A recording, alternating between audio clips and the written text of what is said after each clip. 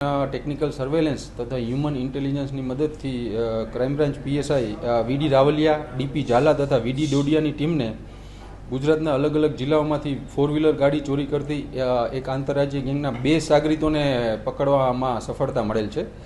આ ઓપરેશન દરમિયાન ક્રાઇમ બ્રાન્ચની ટીમને કુલ 11,70,000ની કિંમતની 3 4વ્હીલ કાર કે જે એક અર્ટિગા તથા 2 સ્વિફ્ટ કાર પણ કબજે કરવામાં આવેલ છે. અને આની સાથે ધરપકડ થતાં સુરેન્દ્રનગર, જામનગર તથા મહેસાણા પોલીસ સ્ટેશનના વાહન ચોરીના કુલ 3 ગુનાઓ પણ ડિટેક્ટ કરવામાં આવ્યા છે.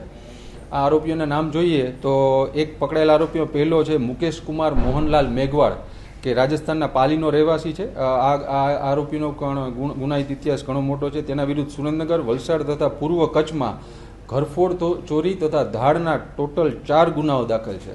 બીજો અન્ય આરોપી સલામ ઉર્ફે છોટીયો યુસુફ ખાન, કે જે રાજસ્થાનના જોધપુરનો રહેવાસી છે. અને એમાં એક મોટો ખુલાસો એ થયો છે કે આ આરોપી સલામ ઉર્ફે છોટીયો વર્ષ 2014ના મર્ડરના એક સજા બિકાનેર જેલમાં કાપી રહ્યો હતો. આ દરમિયાન તે ફેબ્રુઆરી મહિનામાં પેરોલ જમ્પ થઈ અને ત્યારબાદ આવી બધી ચોરીઓને એ અંજામ આપતો હતો.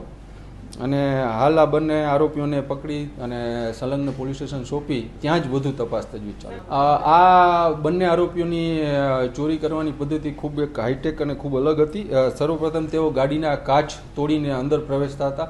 ત્યારબાદ પોતાની પાસે રહેલ 1 કિલો જાડું મોટું મેગ્નેટથી સ્ટેરિંગના લોકના નીચે રાખતા અને સ્ટેરિંગ લોકને તોડી અને સ્ટેરિંગને ફ્રી કરી નાખતા. ત્યારબાદ પોતાની પાસે રહેલ બ્લૂટૂથ ડિવાઇસ તથા એક એપ્લિકેશનની મદદથી કારના સોફ્ટવેર સાથે કનેક્ટ કરી અને કારને અન્ય એક કોઈ પણ ચાવીથી ચાલુ કરી અને ત્યારબાદ ત્યાંથી આ ચોરીને અંજામ આપતા હતા. આમની પાસેથી આ એક કિલો જેટલા વજનનું મેગ્નેટ પણ કબજે કરવામાં આવેલ છે. સૌથી વધારે તેઓએ સ્વિફ્ટ અને અર્ટિગા કાર જ વધારે ચોરી કરે છે.